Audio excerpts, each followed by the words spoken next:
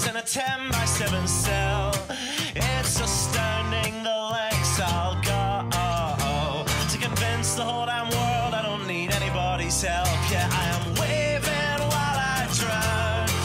Don't bother swimming out to save me, I will only drag you down. I'll try to use your body as a life raft, cause if there's room enough for one, there must be room enough for two. I'll sail the good ship you into the sunset, sipping on savory water till my liver turns blue. Sha-da-da, sha-da-da-da-da-da-da-da-da.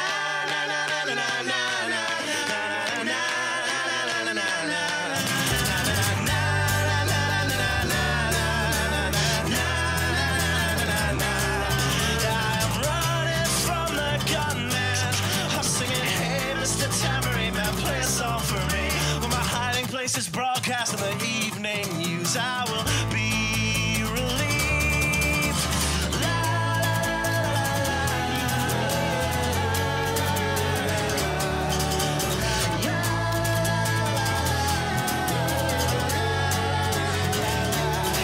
I am waving while I drown. Don't bother swimming out to save me, I will only drag you down. I'm waving while I drown. Don't bother swimming out to save me, I will only drag you down. La, la, la, la, la, la, la, singing, hey, hey, alright, yeah, I wrote that one myself. It's astounding the lengths I'll go to convince the whole damn world I don't need anybody's help. Fuck. All right, and where is it? Is it that one? Nope, not that one. He's new to this, guys. I apologize. I am very new to this, apparently. This is the Shaker's Block. No, it's not that one. Man, I apologize to everybody watching us live. What video? Oh, that's me. Okay. All right. Put down your pens, put down your pencils, step away from the keyboards, and settle in for this week's episode of the Writer's Block. And get off of your Star Trek Fleet Command Yes. mobile game where you can add me and join my alliance, Omega Convention. Jesus Christ, I'm already regretting this. But yeah, settle in for this week's episode of the Writer's Block. First and foremost, allow me to thank Muddied Waters Media for allowing me to do this show. I know, don't look at me like that. I know, it's my show, and it's my company. Okay. Also, I would like to thank Don and Sally Wright for giving birth to me, because... Thank you, Don. Thank you. You're an awesome guy. It's true. Thank you, Mama Sally. And thank you to Low Tide Kava Bar. For the kava we're about to drink. For the kava we're about to drink on today's episode. Bula. Bula.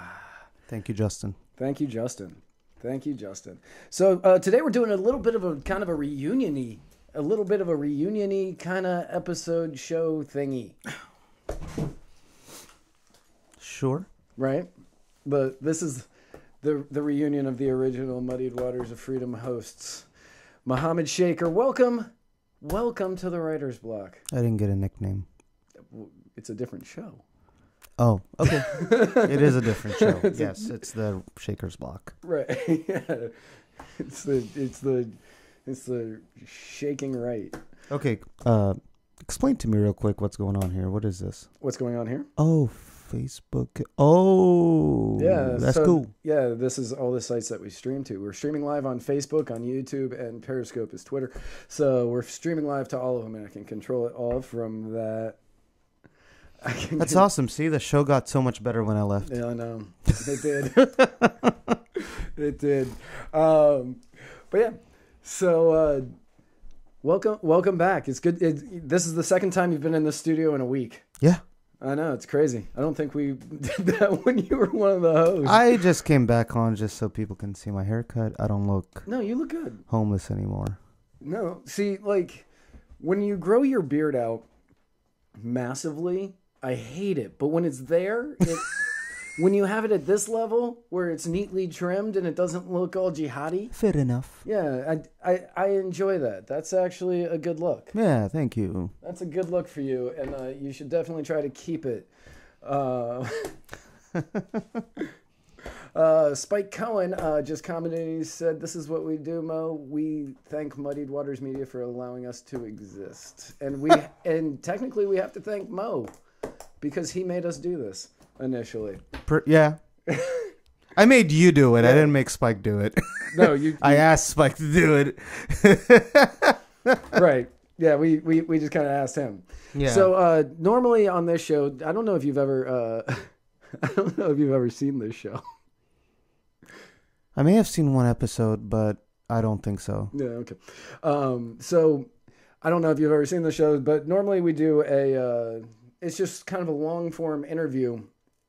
And normally it's when people have something they want to push, promote, something like that. So like if you had a book out that you wanted to push, like for say a book called Can You Keep a Secret? You'd be able to push it here on this show. Yeah. But you don't. So instead, unless you have something you want to push that, nah. I didn't think so.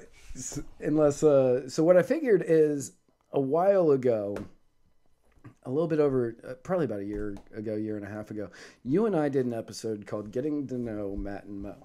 Yeah. And basically we just kind of had a conversation for an hour where we talked about our lives and told stories and stuff like that. Yeah. Right. And people told us it was one of our best episodes that we ever did, which, that's cool. Yeah. Don't listen to us talk about politics for an hour. Listen to us tell the stupid stories about our life. But I figured that we could kind of do something like that again because we always said we were going to do a follow-up, and we never followed up on that. Which makes no sense, man, because like on Facebook, at least on Facebook, I post a stupid political thing, especially if it's a meme. Like, it's going to get like 200 likes and a bunch of shares. If I post something a little bit more serious, nobody cares. Nobody cares. It's funny, the Facebook Memories is awesome at showing you what your friends like that you post and what they don't like.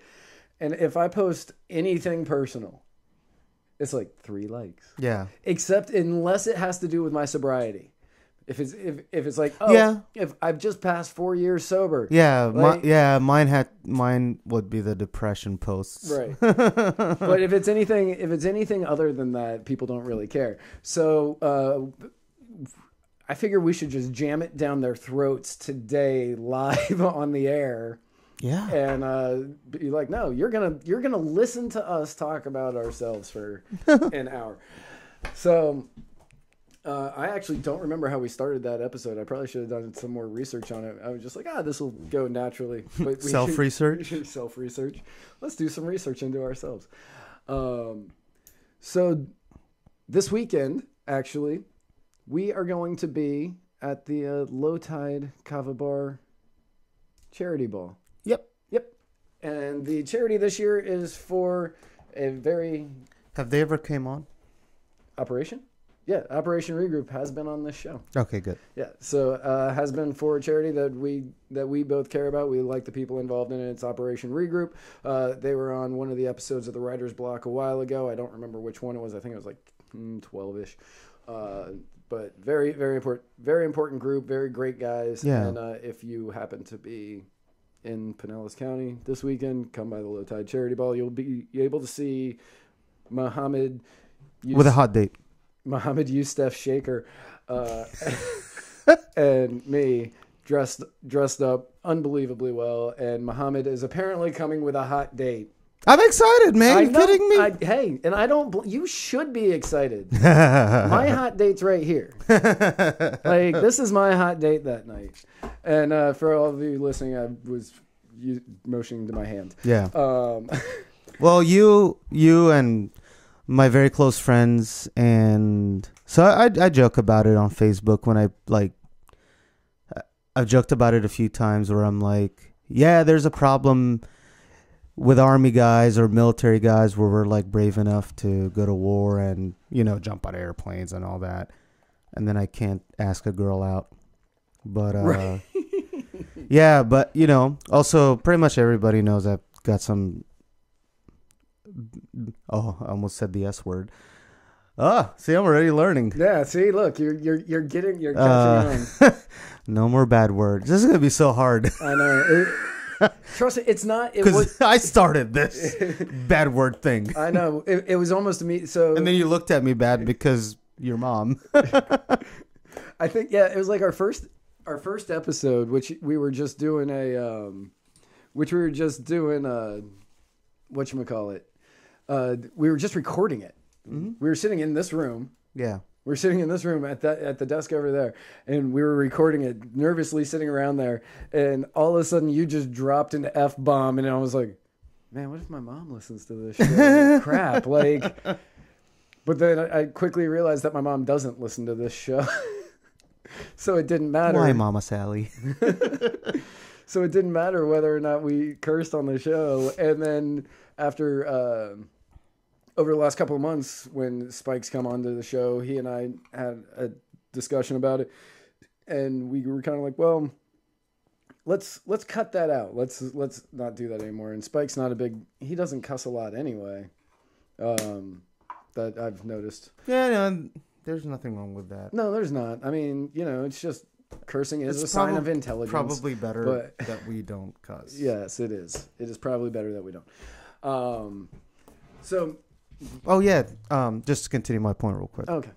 About the hot date or. Well, that depression. Everybody knows I have depression and I hate it, and I think everybody hates it too. Yeah. To them, Yeah. Whether it's to themselves or family members or me.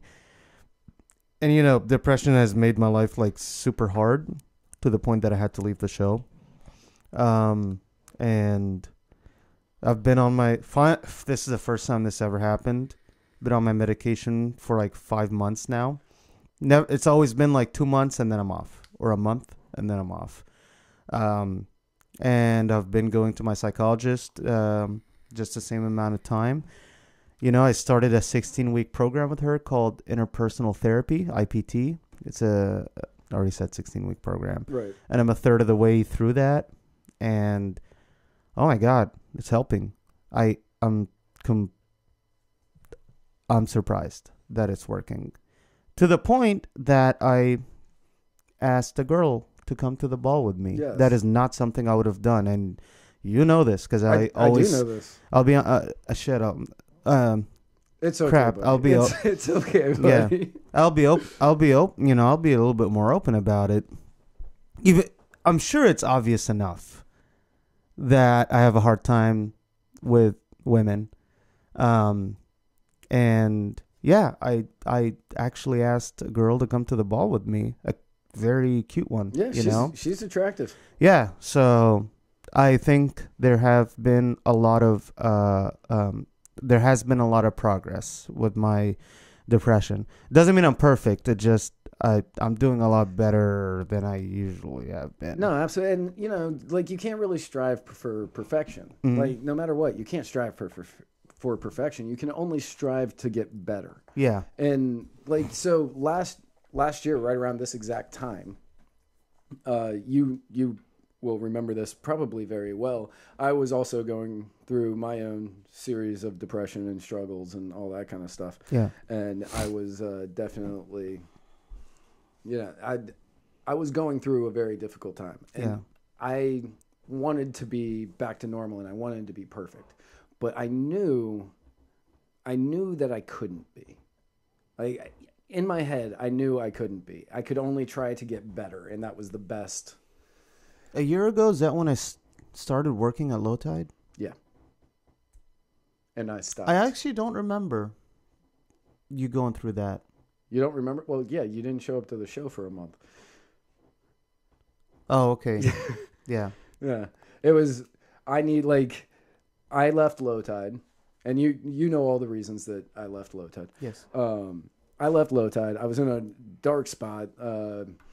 Like my only really good friends were you, who disappeared on me for a month. And Adam Freeman, who's been on this show a few times, who's, he's not even that great of a friend. He's just kind of there. I'm only saying that because TJ's watching. Oh, what up, TJ? And TJ is one of our good friends. He's a veteran from the United States Navy. No, he's good not. To see you. He's the Army. Yeah, I know. He's a comm guy in the Army. He's actually the reason that the internet works so well at this house. He is. He set it all up.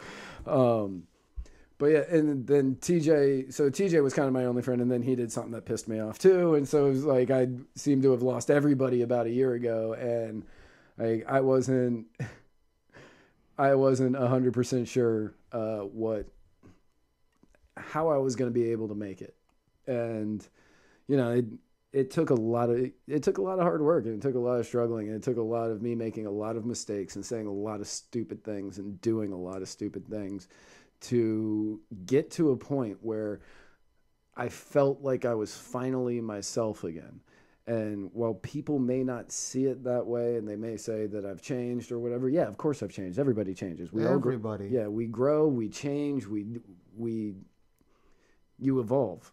Yeah. And you learn from the mistakes that you've made. You've learned from, past experiences. And then after you've learned from these things, you change as a person. Anybody who doesn't is just lying. Yeah. I think, I don't know the quote, so I'm not even going to try, but Muhammad Ali has some kind of quote about a person not changing and how that's like not a good thing. Yeah, it's float like a butterfly, sting like a bee. Yes. Right. But yeah, so everybody out there, we're all gonna deal with it. We're all gonna have to struggle with it at some point. And the best you can do, you can't strive for perfection.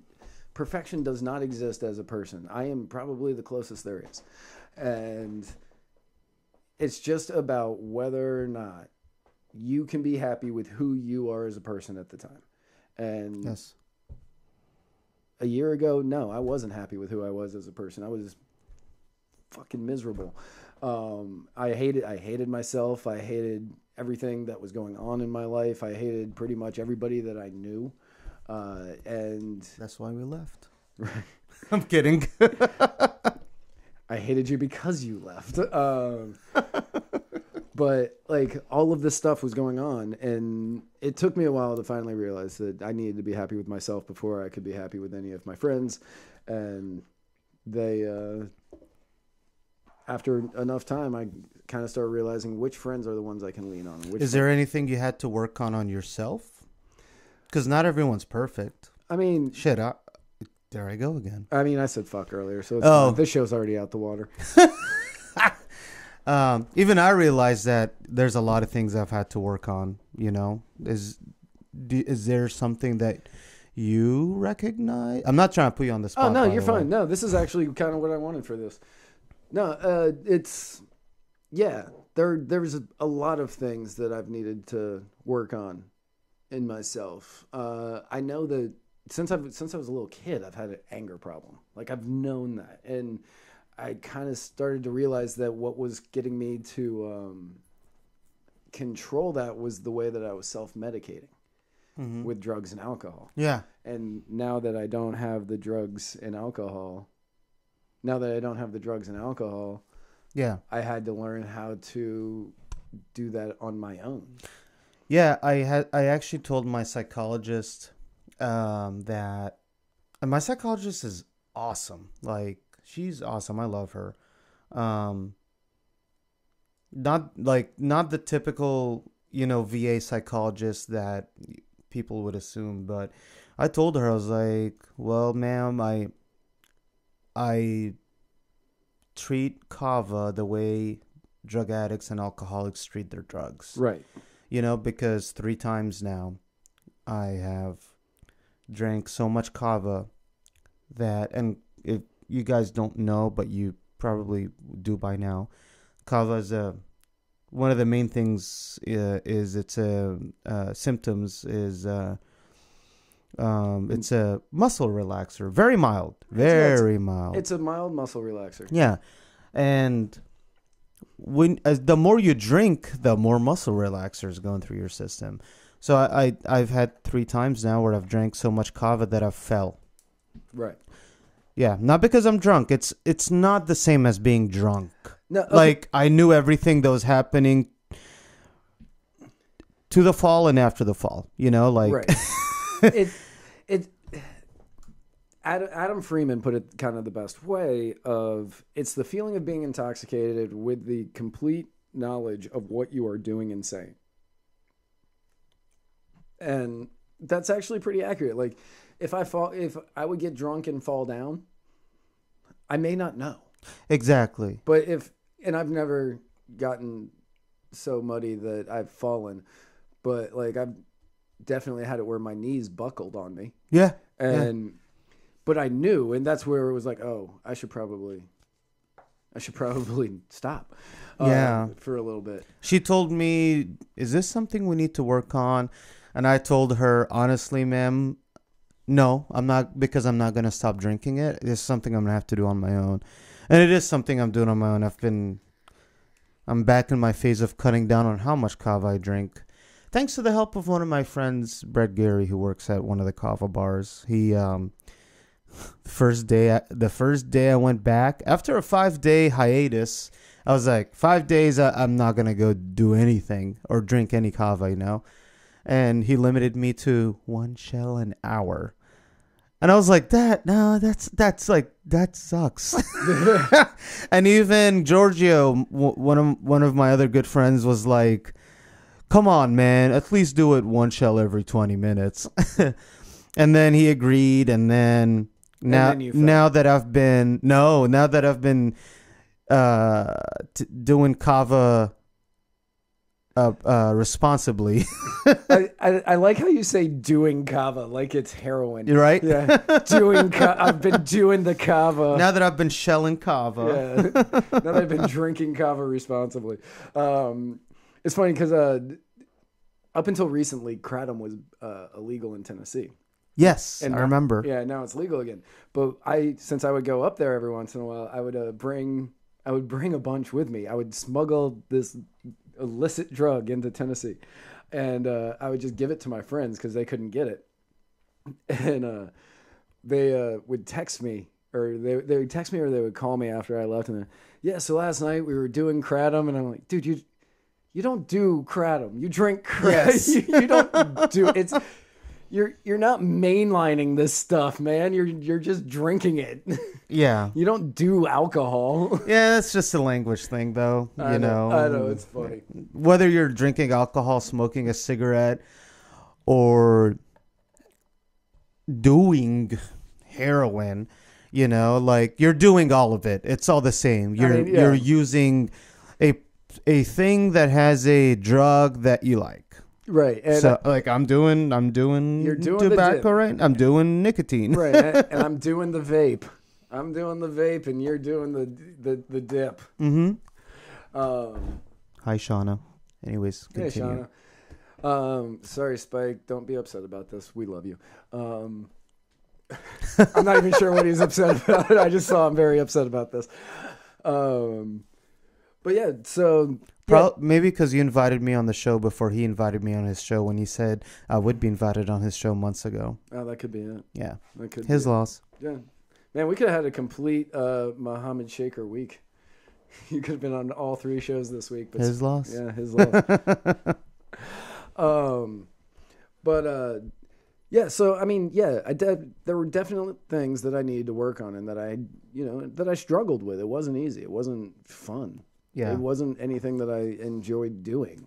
And, like getting away to Alaska to help me get away from everything for a while definitely helped. Mm-hmm. And coming back from Alaska, I probably came back a little earlier than I should have. But, the break was definitely needed. And it kind of allowed me to look at things and be like, okay, I need to work on these things about myself. And I've been doing that. Yeah.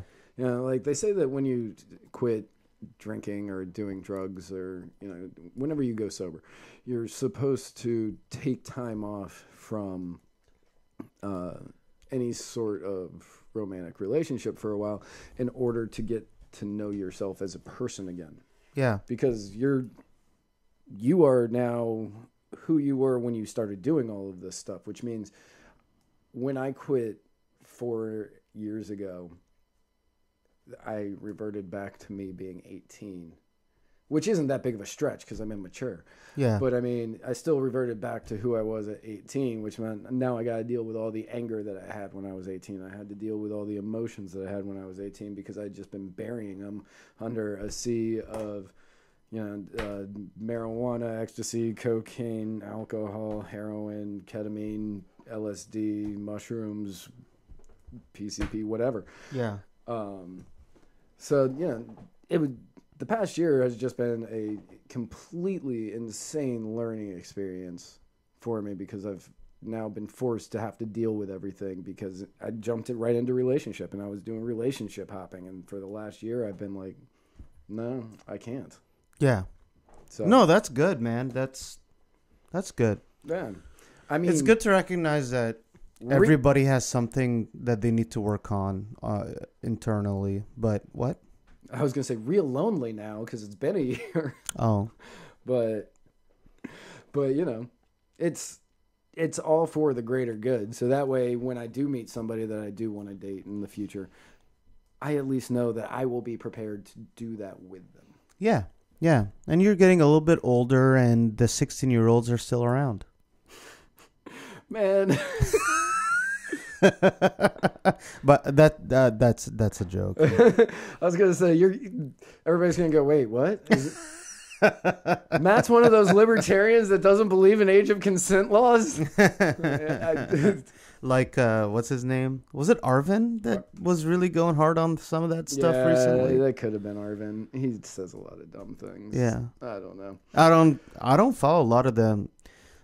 I've stopped. Yeah. I follow my friends. Like I follow my friends. Yeah, and same then I here. follow I really don't follow anybody from the Libertarian Party anymore. Like I follow a few people that, I've created some sort of a bond with. Yeah. But I mean, Sarwar he can lick my taint. I don't care even a little bit about that guy. And Arvin, he's toxic. Yeah. And it's just been so sad how some members of the Libertarian Party can be so butthurt about some stuff, I still have a lot of followers and fans that are members of the LP. And those are the good ones. Not saying that because they're my fans. Well, actually, technically, that would be true.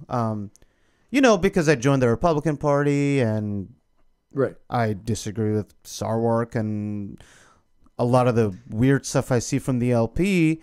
And a lot of people have ran away, and that's fine. That's fine. But yeah, it's completely fine for them to do that. I don't blame anybody ever for leaving the LP. I don't, not even a little bit. yeah. If you want to leave the LP, go ahead. I full on support you in your decision to do so. Just don't leave the LP because if you're leaving the LP because you're, I'm trying to think of a good way to put this. Don't leave the LP because you're trying to be with a winner. Leave the LP because the LP sucks. If you agree philosophically with the LP, you should probably be there and just try to make it better. But if you don't agree with them philosophically, screw them. Leave. Yeah. Hey, if you don't like the fact that they're allowing socialists in, leave. If you don't like the fact that they're pandering to the alt-right Nazi community, then leave. Whichever side of the spectrum you hate that they're allowing in and actually working to invite in, leave. Go somewhere else. Yeah, absolutely. Right. Yeah. So, since, I haven't been on the show for a while, the whole Nazi thing. I have a person that I thought was close enough to being a friend, an acquaintance in the Kava community. and he's been saying some really, really wrong stuff. And right after the election, he posted this article about how most white women support white supremacy. I was like, okay, this is going to be interesting. Sorry, article? No, opinion piece. Opinion piece. Yeah, good. I never even heard of the website it was on. And the whole basis of the article is most white women vote Republican. That's it. That's it? That's it. That's it. Like a week before that, he had said fascism is on the rise. I was like, you don't know what fascism is, what bro. That word means. Like, even the Nazis weren't fascists. Right. And people don't get that. No. So it's like, you don't know what fascism is. And then I was like, I was like, dude, that is bonkers. Meaning crazy. Apparently that was very offensive, but to say something's bonkers? Yeah. But it was bonkers. Well, no, to say that most white women I agree support white supremacy? That's bonkers. But why is that offensive? I don't know, because then he said, F off, Mo. You support horrible people that support egregious policies. I was like, what? Okay. Like he thinks Ron DeSantis is a fascist. I'm like, oh my God. Yeah. Conservatives aren't fascists. No. They're conservative. I am not the biggest Charlie Kirk fan. I don't have a problem. Oh, okay. Yeah. I don't have a problem with Charlie Kirk, like, per se, but I think he should have stood up for Candace a little bit more. #Matandas. So I don't have a problem with him really personally. I don't agree with him on everything, but I'm not out there going, oh, this guy needs to go down, whatever. But he actually, one of the things that he goes out and he says quite often that I agree with 100% is that we use terms, okay, the left, I'm not even going to say we, the left uses terms like racist, fascist, Nazi, whatever. They use them so often that they are dumbing them down to a point that they mean nothing. Exactly. And it's like when you're saying Ron DeSantis is a fascist. No, he's not. No. In fact, that is an insult to every real fascist out there. It's like, no, you can't. Don't put him in our group. We worked hard to murder millions of people. Yeah. We aren't here to allow, you don't get to put DeSantis in this group, who I don't know if he's killed anybody or not, but if he did, I'm guessing it's less than 10. Yeah. And it's like, you don't get to throw him into the mix with us. And it's same thing with racist. Like, you say anything at all online, you're a racist. That's become one of my favorite jokes, is anytime somebody says anything with the word white in it, I say they're racist. Oh, so you're just turning the game on them? Yeah, it's like, even if they're like, oh yeah, that shade of paint is off-white, you're racist. anything. It doesn't matter. You can just say anything's racist nowadays. And it just dumbs it down so much, because if somebody's a racist, I want to know that they're a racist. If somebody's a pedophile, I want to know that they're a pedophile. I want to know these things so I don't go their business. So that way I don't give them, I don't support them, even accidentally. I just don't want anything to do with them. But if everybody's a racist, then you don't really know if anybody really is a racist. Yeah, yeah. Yeah, man.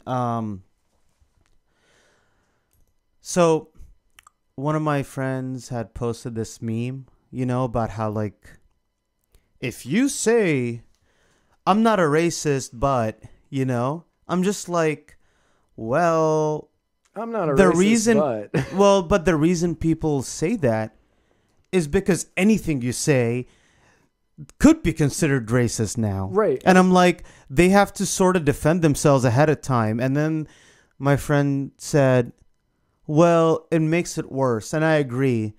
And I told them that what I do is I just say what's on my mind now.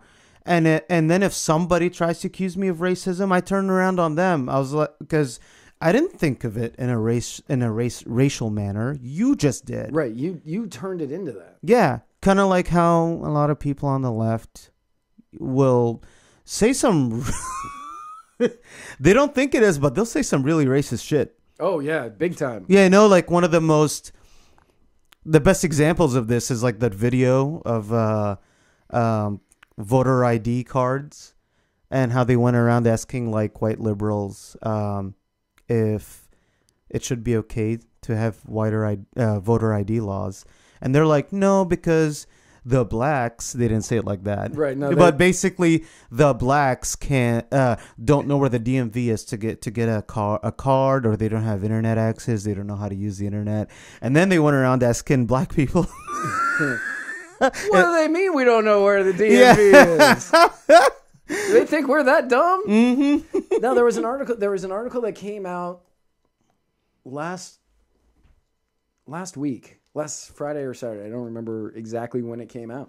I have to stop you real quick. Okay. This show is sponsored by the greatest sci-fi movie of all time and the favorite movie of presenters, Dreamcatcher. Hi, Ruben. This has been a long time running joke. Yeah, that is a very long running joke on this show. But yeah, so there was an article that came out, and in it said that white liberals tend to dumb down their words when talking to minorities, where conservatives don't. Really? Yeah. I'd love to see that. I'll look it up later. Yeah. Again, this is just a basic conversation that we're having. We had zero notes for this show. We're just having a conversation. Yeah. Well, I'm letting them know mainly. Oh. But we have zero notes for this show, so everything's just kind of off the cuff. But yeah, no, I was reading this article, and yeah, they were saying that they will use lesser language in order to not appear racist, which does appear racist. You are now saying you think they aren't as smart as you, which makes you racist. Yep. Where if you're a white conservative or somebody on the right and you are using just the normal language that you would use when talking to anybody. Yep. Like the liberals will be like, oh, you're talking down to them. It's like, no. You are. I'm not being condescending. You are. I think they know these words. Mm-hmm. And I get made fun of about my vocabulary a lot in basic conversation because they're like, who even knows that word? And I'm like, how do you not know that word? Are you stupid? Yeah. It's funny, man. I've had a couple rides with cops. Typically older blacks will talk about politics. And a lot of them talk about, by the way, that one is dying. Which one? The one right beside you. It was at 20 like 10 minutes ago. Now it's at 9. Oh, Jesus. That being laptop. Right. Yeah, I was like that. What?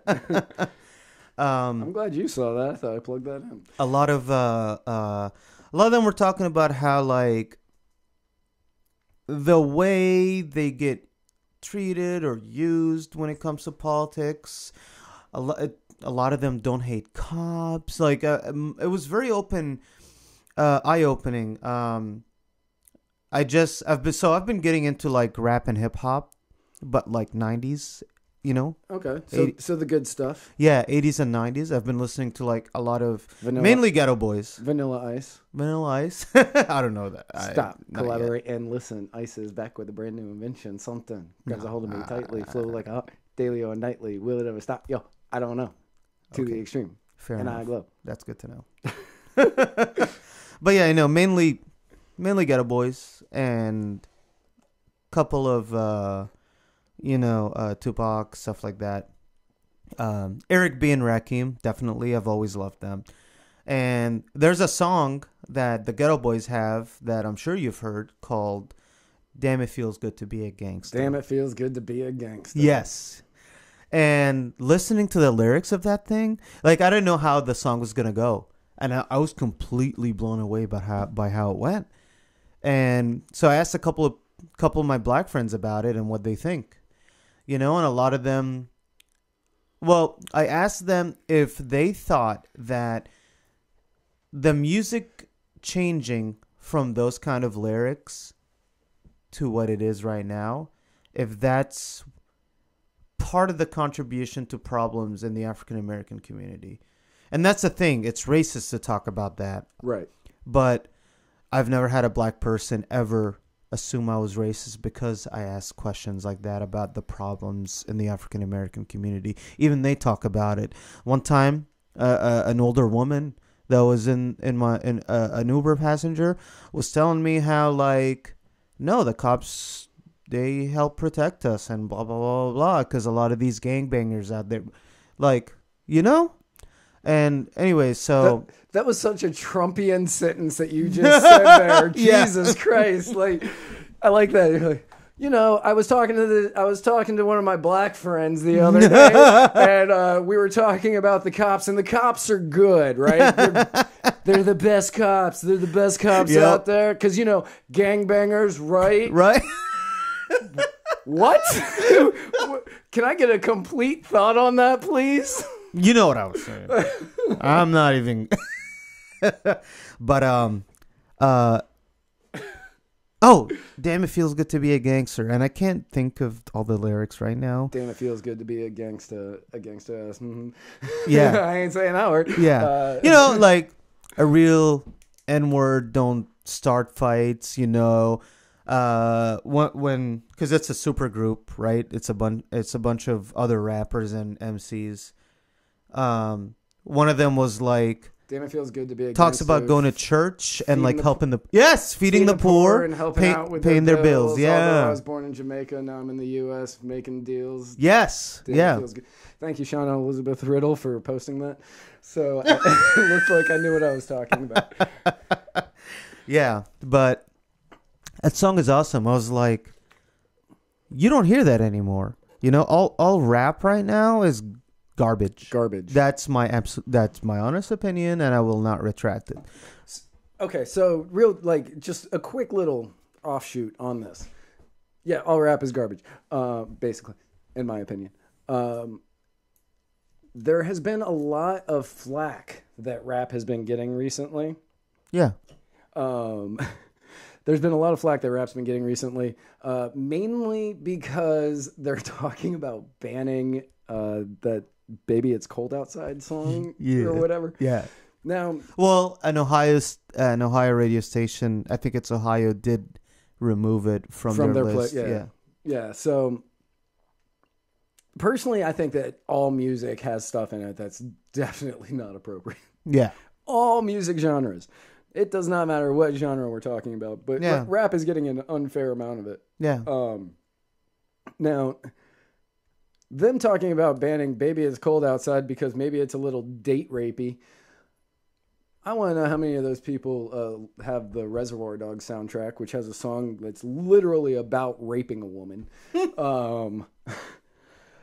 But nobody's talking about banning that. No, let's ban "Baby It's Cold Outside." Yeah. You should stay. Yeah.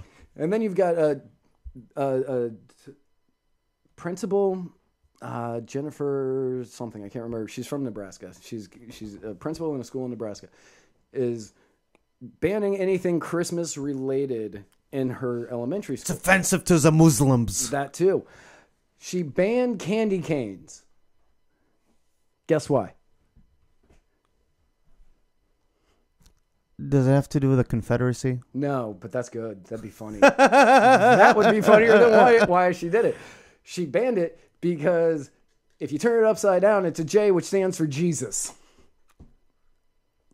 Was that the intention of it? No, being a candy? I don't think it's so. A cane. It's a cane. That's all it is. Yeah, it's a cane. But she banned Spike, watching Matt and Mo talk about gangster rap is the best thing anyone can watch right now. The two whitest guys ever. Yeah. Let me talk about indie music for a while, and then I'll get back into gangster rap because I've basically hit my peak on everything I know about gangster rap. But you can't do anything with Santa Claus or reindeer. no Christmas worksheets, no Christmas music, no Christmas carols, no Christmas trees, no like anything like that. No. That's so weird because Right? a lot of black people are pretty religious. Right. A lot of definitely Hispanics and Right. Latinos. Right. They're religious as heck. But They're then Catholic. They had the list of things that were allowed, and on the list of things that were allowed were I don't think you couldn't do reindeer. Reindeer was on the no-fly list. Why? Because it had to do with Christmas. But on the pro Olaf from Frozen, which I've never seen, so I think he's the snowman dude. He was allowed. I'm trying to think of what else was on there, and then there was a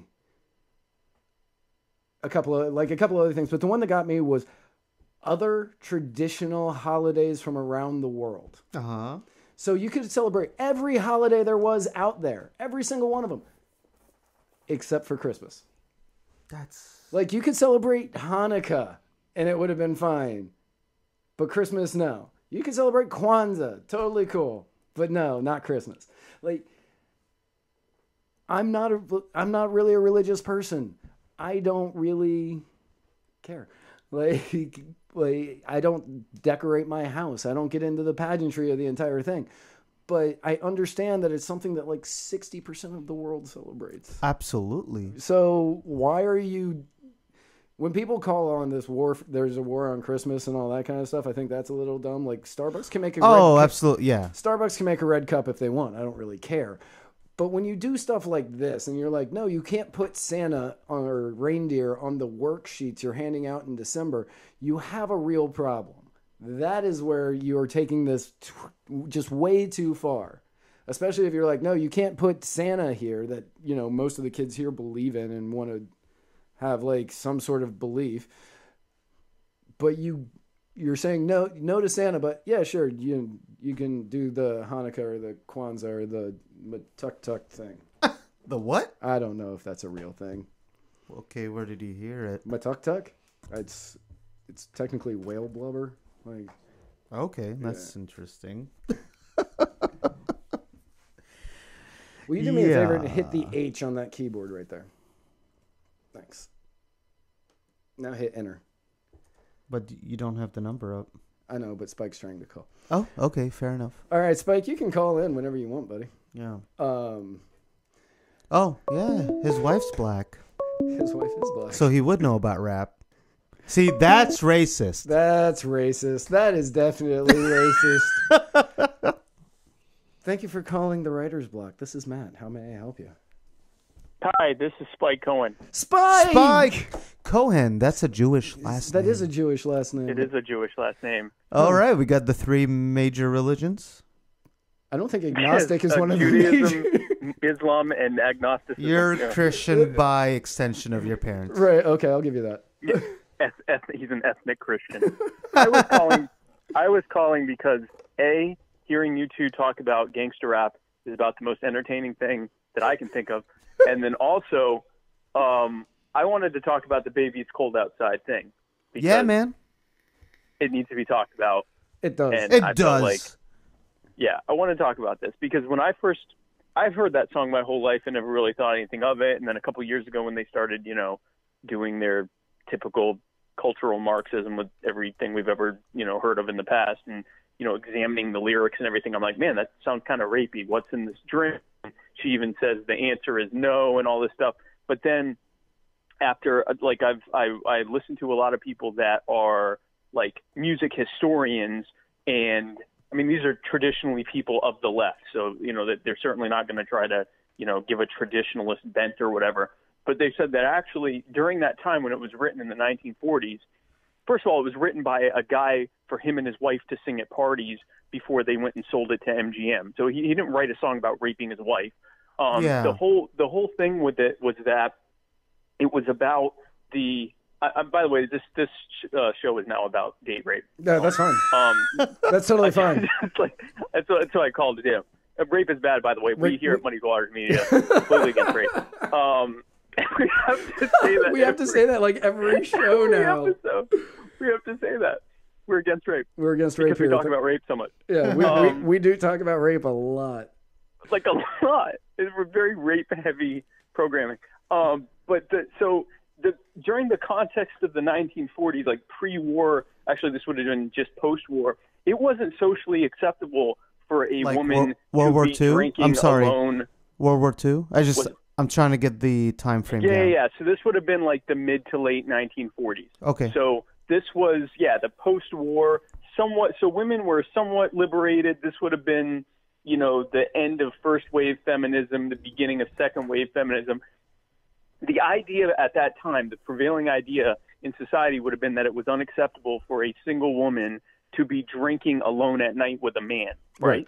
So the whole point of the song, when she's saying what's in that drink, that was a common thing that women would say almost sarcastically to be like, oh, I didn't know there was alcohol in this drink. Right. And like, saying, oh, well, my brother's going to be waiting up, or my mom's going to be waiting, or whatever. It wasn't about date raping a teenager. It was about like a young adult woman with a young adult man who was, playing this sort of flirty cat and mouse game of, oh, well, I guess I'll stay because it's cold outside. Because, that's a reason to stay somewhere, right? Right. So that was the whole thing. I mean, so I have definitely stayed places because it was cold outside. Oh, I'm from the South. I'm inside right now because it's cold outside. I'm just saying, like, if she went there, it's cold still. Right. It was cold when she went there. Like, that's so. And now she's been drinking, so she's gonna be warmer. So if anything, the song could end with her saying, "Well, I've been drinking, and now it's warmer, so bye." That's my singing. So I now understand why you like rap so much. Because I'm such a good singer, right? Yeah, because your singing skill is because his wife's black.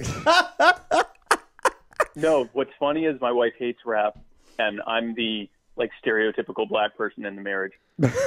Oh yeah, I was just being sarcastic. Man. No, I know. If this wasn't a live show, I had like Canadian, 6 good jokes for that.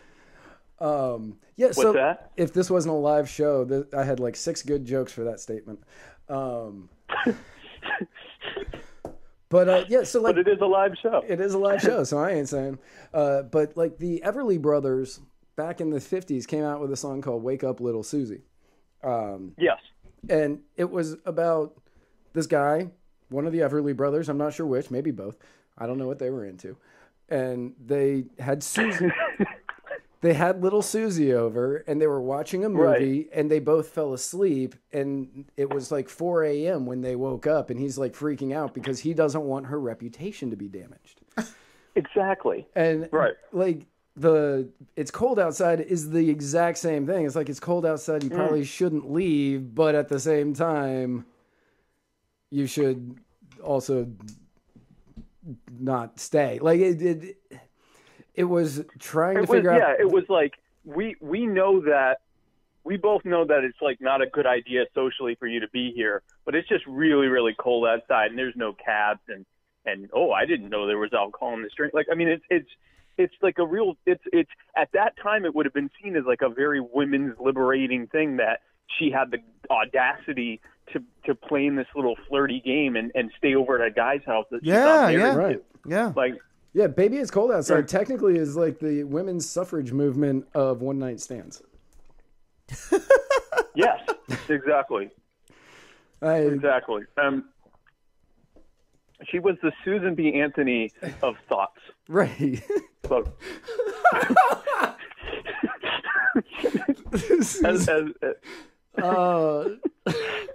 so anyway, I'll let you guys go because I'm really enjoying the show. Big time fan, long time fan. Glad you let me on. Glad you're a fan.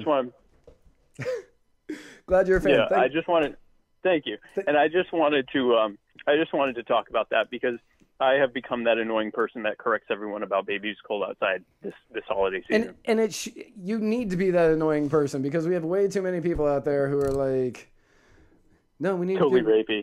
It's a rapey song. Okay, no, look, seriously, I'm gonna get you. It was a rapey song. There's implied consent. Right. Not that one I'm talking about. I was going to say, I'm going to get you. There is definitely not implied consent either. I'm going to get you. Unless you say to the person, then implied consent. Because if you don't run away after he says that, you're okay with being What got. if the person you're getting consents, though? I was going to say earlier when you joked about 16-year-old girls, I was going to write, well, what if the teenage girl consents, though? But the thing is, no one would know I was joking. Right. Yeah. I was going to say that's...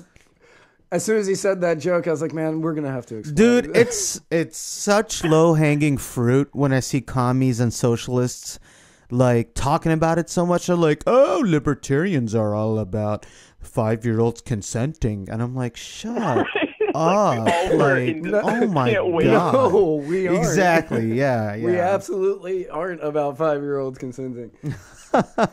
Like when Austin Peterson got booed at the debate because he said he didn't think that 5-year-olds should be, or we should be able to sell heroin to 5-year-olds.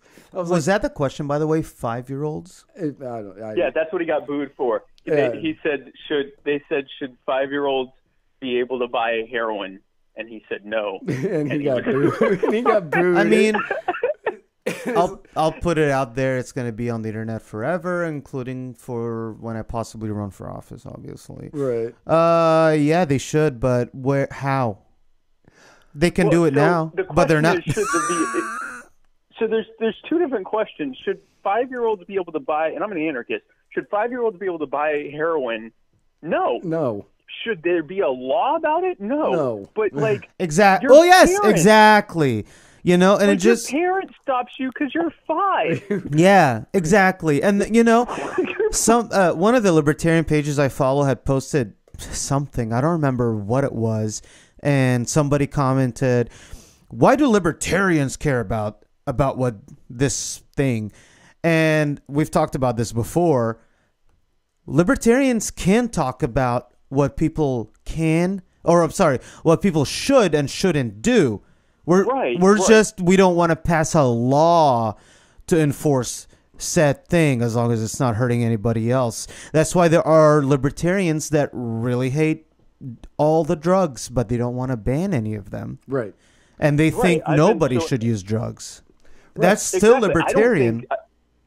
I don't think that there's really much there's not really anything redeeming about getting intoxicated on a regular basis, but I don't want anyone to be caged for it. Mm-hmm. And that's why I tell people all the time, I say, hey, look, you should be able to buy nuclear-tipped grenade launchers from your toddler's gay heroin dealer. Right. And I mean, we are the 3 smartest people in the world. Best podcast in the world. In the world. And it's like when people are like, when people talk about, no, you shouldn't be able to drink if you're under the age of 21. I'm like, yeah, you should. Like, absolutely. If I was a bar owner and I wanted to make a really bad business decision and allow 15-year-olders in there to get drunk, like, I understand that's a bad business decision. Yeah, you're going to go out of business, exactly. Yeah, because, I mean, how long is a 15-year-old going to be able to support your business? Yes. Right? Not long. And society? Yeah, society's going to be like, well, you know, even if they don't care about the 15-year-olders being drunk, they're like, even if they don't care that you're serving 15-year-olds, they don't want to be around 15-year-olders. Right, exactly. Guys it's young guys and young girls trying to hook up. You know, right. Or whatever. Exactly. You've got restaurants telling people not to bring their kids with them because they're loud, but you're telling me that if it wasn't illegal to sell, heroin to a 5-year-old, everyone would be doing it. I can tell you right now, all the crack houses are going to have signs saying, please don't bring your children because they're loud. Exactly. Right. Obviously. Exactly. All of the opium dens out there don't need screaming, whining children ruining the high. Exactly. When you're trying to, numb yourself with pure tar heroin, the last thing you want is for your toddler to wake someone up. My wife's calling. I got to go. Okay. Bye. Okay. All right, bye. Thanks for calling, Spike. Oh, you're welcome. Thank you. But right, I mean, he is 100% correct. Like, you don't, when you're getting your high on and you're having a great time, you don't need a toddler sitting there going, when do we get home? When do we go home? When do we get home? Are we there yet? I'm hungry. Can I play on the tablet? No, just shoot your heroin and be happy, you little bastard. My God, that joke was gold, and you just were so lost in. I heard it. No, I heard it. No, it's like I said, it's two things. It's low hanging fruit from the leftists, or I'll actually say the statists, because conservatives feel the same way. So it's low hanging fruit from statists, and some libertarians are especially anarchists. Like, they get on my nerves. My people don't know how to talk about this stuff. No. And they'll just say, yes, they should. And it's like, oh my God, man, no. Right. People just don't seem to understand that. It's like, oh, no, we need a law to make sure 5-year-olds can't buy heroin. No heroin dealer is going to sell to a 5-year-old. Like, what is the overdose rate of a 5-year-old going to be? Like, you're going to get one good sale out of that guy.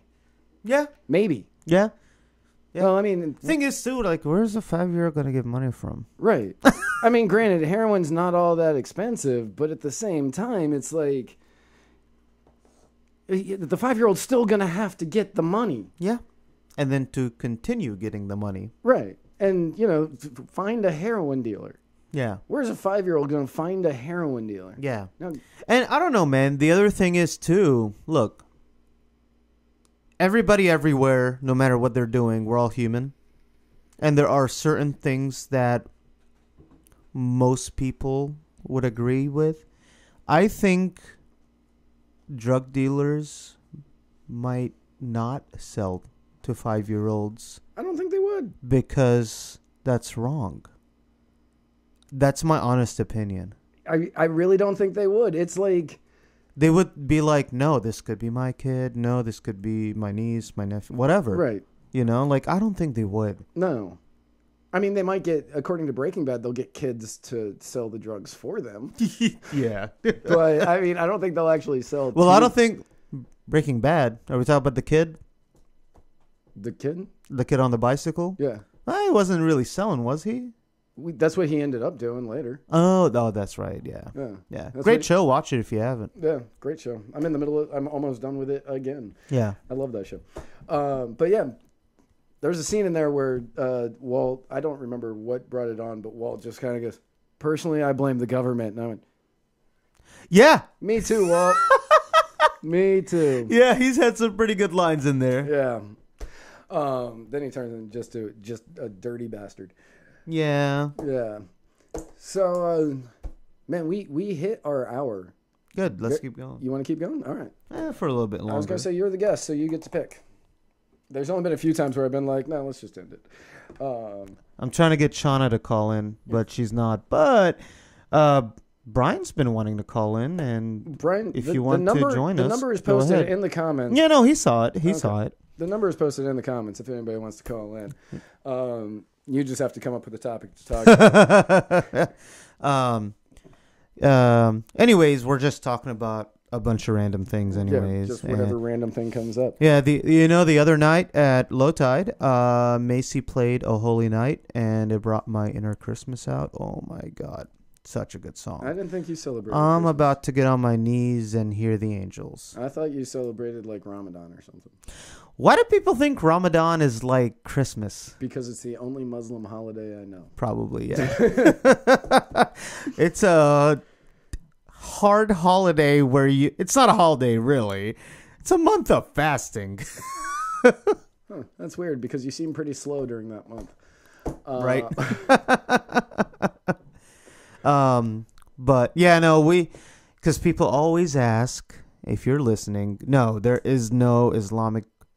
There really isn't a winter Islamic holiday similar to Christmas and. Is that why you guys have no magic?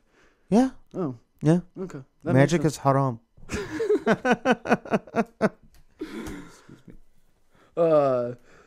Yeah. Yeah, I had no, like, obviously I had no idea because, one, I'm not Muslim, and you were my only Muslim. I mean, you're not my only Muslim friend, I don't think, but you're the only one that I've ever talked to about it. Yeah. So, like, everything is, Ramadan is is the equivalent to every single holiday. Yeah, pretty much. It is Easter. It is the 4th of July. It is President's Day. It is Christmas. Yep. It is Talk Like a Pirate Day. It is all of it rolled into one. And people don't realize the Islamic calendar is lunar, so it moves. Everything moves very slowly over the years. Oh. You know, so it used to be in like August/September. Now it's in like July. So, and right now it's really hard to do Ramadan because it's right in the middle of summer. Like their ability to find civilization. Got it. What? Everything moves slowly. Like their ability to find civilization. Who's they? The Muslims. Oh, we've saved civilization. I had this argument already with somebody. If it wasn't for the Muslims, Arabs, Muslims, you know, saving the ancient Greek texts and translating them, the West would not have had the Renaissance. I'm just saying that is true, and we can fight about it. It's funny I say that as a member of the Islamic Brotherhood. Proud Boys. Are you a member of the Proud Boys? Yes. Really? Yep. When did you join the Proud Boys? About a month ago. Really? Yeah. That's Gavin McGinnis's thing, right? Yes. Okay. Yeah.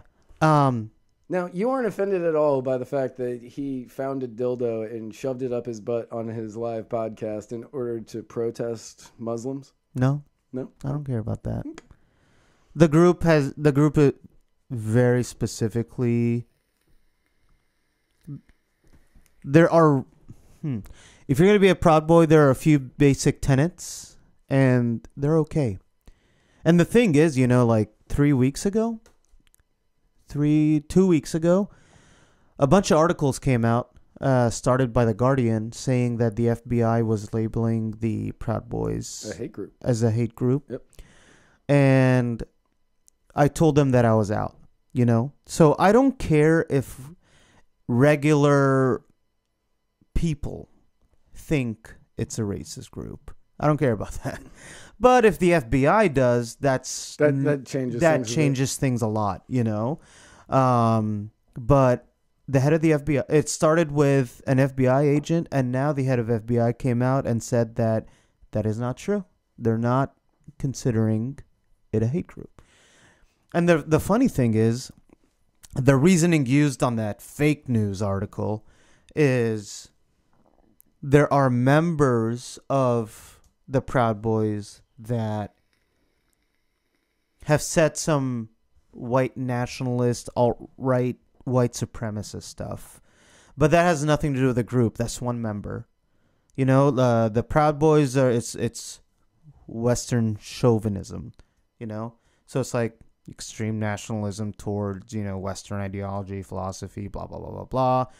And I'm like, yeah, I get that. I like that. I agree with it. You know, I think the West brought the world into this modern life that we all have. I mean, obviously, the West isn't in a vacuum, and there have been a lot of influences from especially the Middle East, but Asia as well. And I don't discount that, but that's all the group's about. So, and individual members, like, they don't represent the group at all. So I found out that I have three very good friends, one that I've known for 4 years now. Okay. That are members of the Proud Boys. Never been racist at all. They're not racists. And I was like, there has to be something more to this group than I thought then. And, you know, I was like, yeah, I'm going to join. So I joined. Okay. Yeah. Yeah. Again, I don't know anything really about them. They're Gavin McGinnis's group, and I know that they've been getting a lot of flack recently. I didn't look into them because I figured that if I was reading about all of the hate and racist stuff that they were doing, it probably meant they probably weren't all that racist. Yeah. Exactly. I mean, like, I hate to have to say it that way, but it's just kind of like, No. It's kind of like when you have that one friend. If you know if they're talking about something, it's probably the opposite. Right. Yeah. It's there are definite news sources. There are people out there that we both know, and when they start telling me about a news source, and they're did you hear about this? And Trump said this, which means blah blah blah. I normally take that and I go, okay, the exact opposite of everything that was just stated happened. Yes. Everything else is just the opposite of that. So got it. Okay. And then I'll, do a little bit of research on it. And I'll be like, yep. Yeah. The exact opposite of everything that they just said happened. Yep. Anyways, I'm okay with ending the show now. Well, again, thank you so much for coming on. 2 years ago, we started doing this, sitting in this exact room, being very awkward and weird. And please don't ever, if you're out there, don't ever listen to season 1, episode 1. It's really, it's just really weird and awkward. Start listening around episode 8. But yeah, thank you so much for coming on. And, it is always a pleasure to have you as a part of this show. And you are actually, you're actually going to start coming back as like a correspondent for the Muddied Waters. Yeah. Yeah. Very excited to have you back in some capacity. I guess we're going to have to add you back to the Facebook page. No. No? I don't want to get those. You don't want that many notifications? I want this to be a really successul page. I just don't want to actually get any of the notifications for it. No, you can put me on it. Oh. But yeah. Spike, I wanted to call in and talk about the dildo thing. We talked about the dildo thing. He didn't care. Yeah. But yeah, again, thank you so much for coming on. It is always great to have you. And, just anytime that you want to come on, just let us know. We just have to rebuild some stuff so that way we can make all that work again. Yeah. But yeah, anything you want to say before we head out? No. You sure? Yeah. Okay. Well, everybody, thank you so much for tuning in. Remember, you can follow us on Facebook at facebook.com/Muddied Waters of Freedom. You can follow us on the YouTube by searching Muddied Waters Media. You can follow us on Twitter at Muddied_Waters, on Instagram at Muddied Waters of Freedom. And you can find this and every episode at muddiedwatersofreedom.com. Now get back to writing, because that is the biggest way that we can make a difference.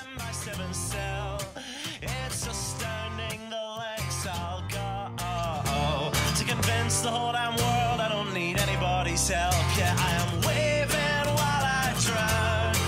Don't bother swimming out to save me, I will only drag you down. I'll try to use your body as a life raft, cause if there's room enough for one, there must be room enough for two.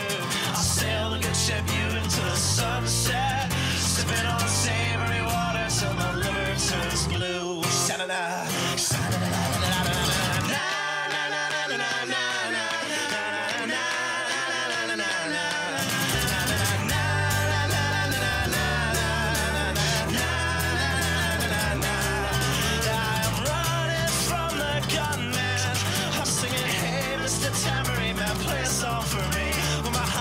Is broadcast in the evening news. I will be relieved. La, la, la,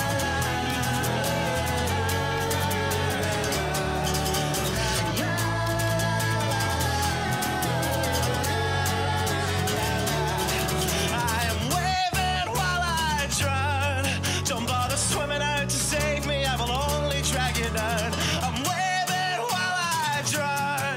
Don't bother swimming out to save me, I will only drag you down. La, la, la, la, la, la, singing, hey, hey, alright, yeah, I wrote that one myself. It's astounding the lengths I'll go to convince the whole damn world I don't need anybody's help.